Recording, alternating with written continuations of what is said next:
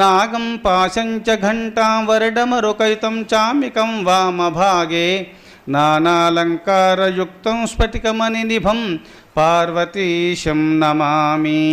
ఈ శ్లోకమును మహర్షులు, దేవర్షులు, దేవతలు సమస్తమంతా కూడా కైలాస పర్వతం అనగా హిమాలయ పర్వతం పైన పార్వతీ పరమేశ్వరులు పెళ్ళి అయినప్పుడు ఆ ప్రకృతి స్వరూపమైనటువంటి ఆ జగజ్జనని, ఆ ప్రకృతిని ఆడిస్తున్న పరమేశ్వరుడు, లోకాలను ఆడిస్తున్నటువంటి ఆ పరమేశ్వరుడు జగదీశ్వరుడు ఇద్దరి యొక్క లోక కళ్యాణార్థ నిమిత్తమై ఆ పార్వతీ పరమేశ్వరుల వివాహము జరుగుతుండగా చూసి అందరూ స్తోత్రం చేసినటువంటి శ్లోకము.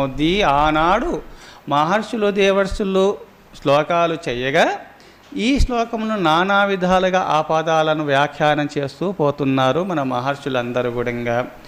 అందుకోసము ఈరోజు శివరాత్రి రోజుని శివ అనగా పరమేశివాయ, ఓం నమ శివాయ అంటున్నాము. ఓం నమ శివాయ, శివునికి నమస్కారము. శివ అంటే శివుడు. శివ అనే పదానికి విసర్గ లేకపోతే పార్వతీమాతకు పేరున్నది. అందుకోసమే ఈ శివరాత్రి అంటే శివుని రాత్రే అనే కాదు, అమ్మరాత్రి కూడా ఈ శివరాత్రి. అందుకోసమే ఈ శివరాత్రి రోజే పార్వతీ పరమేశ్వరుల కళ్యాణం జరిగింది. పార్వతీ పరమేశ్వరుల కళ్యాణం జరిగిన రోజు. పెళ్ళి అయిన తర్వాత కొన్ని రోజులకు అమ్ముండి నాణిని అడిగింది, ఎప్పటి నుంచో నాకు ఒక సందేహం ఉంది స్వామి, నిన్ను అడగాలనుకుంటున్నాను, నా సందేహ నివృత్తి మీరు చెయ్యాలి అన్నది.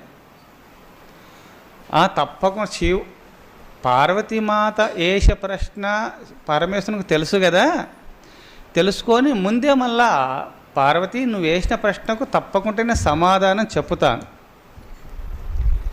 అని అన్నాడు. ఏం ప్రశ్న అన్నప్పుడు అప్పుడు పార్వతీమాత ప్రశ్నించింది, స్వామి మీ తల్లిదండ్రుల పేర్లు చెప్పుతారా అని అడిగింది.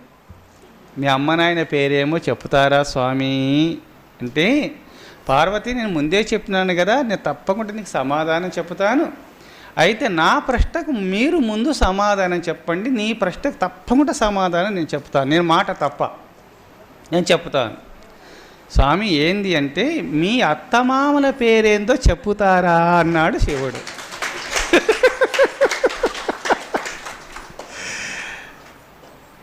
మీ తల్లిదండ్రుల పేరు చెప్పండి అని